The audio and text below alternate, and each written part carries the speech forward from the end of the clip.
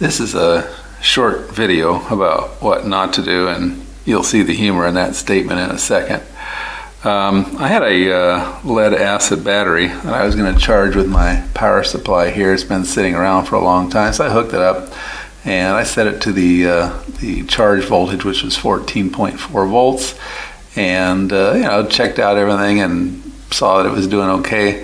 I put the battery in a stainless steel utility sink that we have, and so in case anything happened, the battery wouldn't like set the house on fire or whatever. So anyway, let's do a close-up and see why you're not supposed to do things like, one,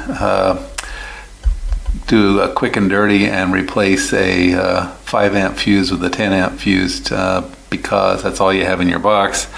And the other thing is you're not supposed to leave stuff unattended. Okay, let's do the close-up thing.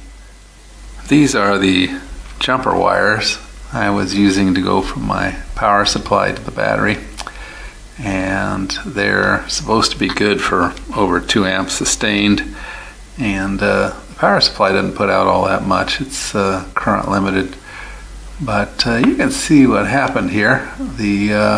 At some point the battery started drawing a lot more current than it was initially. You think batteries at first, when they're really discharged, they will draw all the current they're going to draw. So I measured it and it was just like an amp or so, and so I walked away and let it go, and I went back a little while later and you can see the result.